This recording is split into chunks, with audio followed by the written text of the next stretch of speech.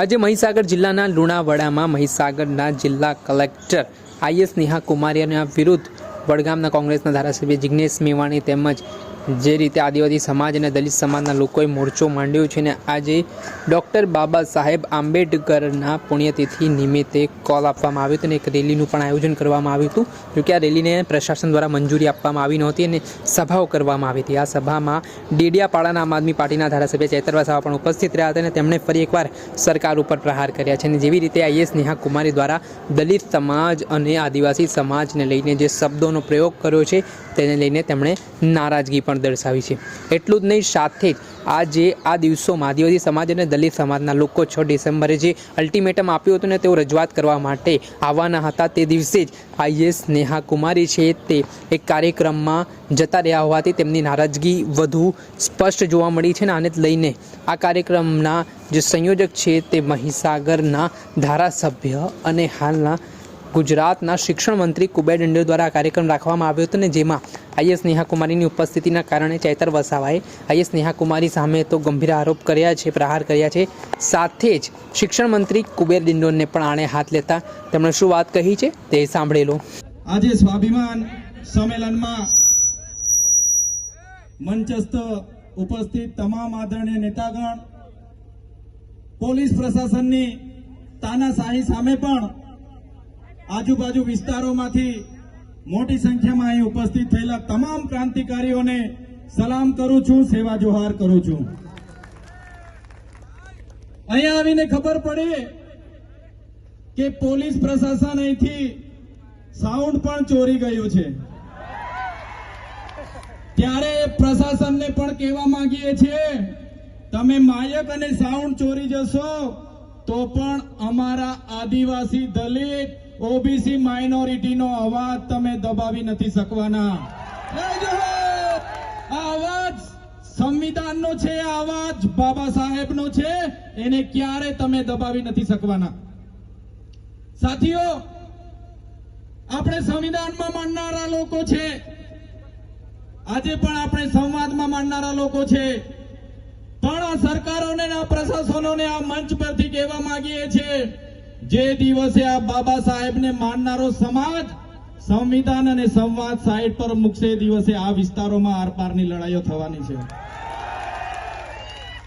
સાથીઓ, આજની લડાઈ મહીસાગર જિલ્લાના કલેક્ટર નેહા કુમારી સામે માત્ર નથી.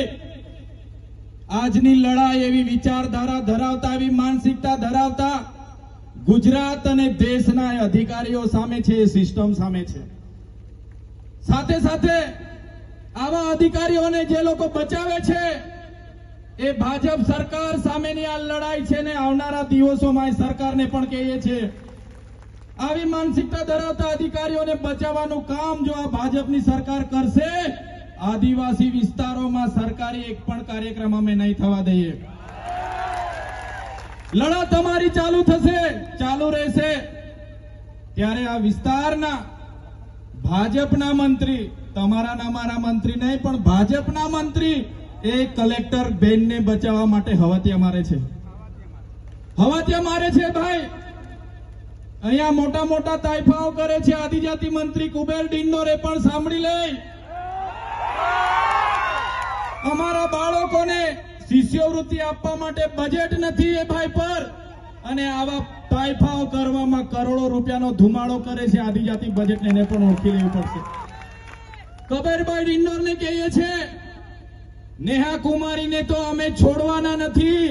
તમારામાં પાણી હોય, આ વિસ્તારોમાં શિક્ષકો નથી, એ શિક્ષકો મૂકો.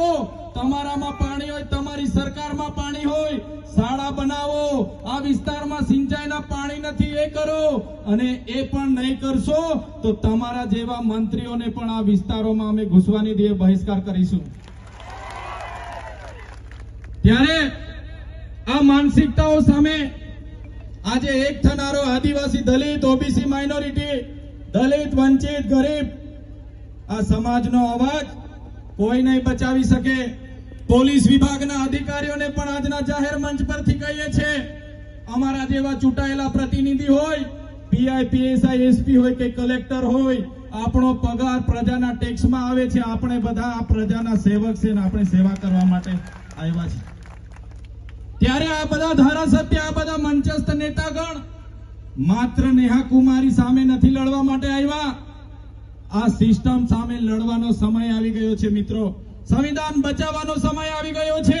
આજના મંચ પરથી કહીએ છીએ, ફરી પણ સરકાર નહીં જાગશે, આ નેહા કુમારી સામે ખાતાકીય તપાસ નહીં કરશે, એમને સસ્પેન્ડ કરવા સુધીની કાર્યવાહી નહીં કરશે, તો જિગ્નેશભાઈને હું કેમ છું, આવનારા દિવસોમાં કાર્યક્રમ ગાંધીનગરનો ગોઠવો, હજારોની સંખ્યામાં ત્યાં ઉમટી પડીશું. એને સસ્પેન્ડ કરે ત્યાં સુધીનું આંદોલન ચાલુ રહેશે. માત્ર મહીસાગર જિલ્લો નહીં, આવનારા દિવસોમાં અંબાજીથી ઉમરગામ, સમગ્ર ગુજરાતના લોકોને આહવાન કરો અને ગાંધીનગરમાં કાર્યક્રમ રાખો. નેહા કુમારી તો શું, એના જેવા જેટલા પણ માનસિકતા વાળા કલેક્ટરો હશે, બધાને આપણે સસ્પેન્ડ કરાવીને રહીશું. ત્યારે સાથીઓ, હાથ આમ આદમી પાર્ટીના ડેડિયાપાડાના ધારાસભ્ય ચેતર વસાવા જેઓ આક્રમક મૂડમાં જોવા મળ્યા છે. તેમનું કહેવું છે કે આવા જ સંવિધાનનો અવાજ છે. દલિત સમાજ, માઇનોરિટી સમાજ, આદિવાસી સમાજ, ઓબીસી સમાજ, જે પીડિત સમાજ છે, આ તમામ માટે સંવિધાને જે અધિકાર આપ્યા છે ને તે અધિકાર માટે અમે લડત ચલાવવા માટે આવ્યા છે ને હંમેશા લડત ચલાવતા રહીશું. અમે એટલું પણ કહ્યું છે કે આગામી સમયમાં જો જિગ્નેશ મેવાણી દ્વારા કોલ આપવામાં આવશે, આહવાન કરવામાં આવશે, તો ઉમરગામથી અંબાજી સુધીના જે આદિવાસી સમાજના લોકો છે તેઓને ગાંધીનગર ખાતે એકત્ર કરીશું અને આ સરકાર જે રીતે વર્તન કરી રહી છે આજના સમયમાં આદિવાસી સમાજ, દલિત સમાજને લઈને, તેને લઈને એક મોટા આંદોલનની શરૂઆત થશે ને આ આંદોલન છે તે યથાવત રહેવાનું છે, તે પ્રકારની વાત પણ ધારાસભ્ય ચેતર વસાવા દ્વારા કહેવામાં આવી છે. દર્શક મિત્રો, એન કવરેજ ન્યૂઝને આપ લાઇક કરી લો, સબસ્ક્રાઇબ કરી લો અને શેર કરવાનું ભૂલતા નહીં.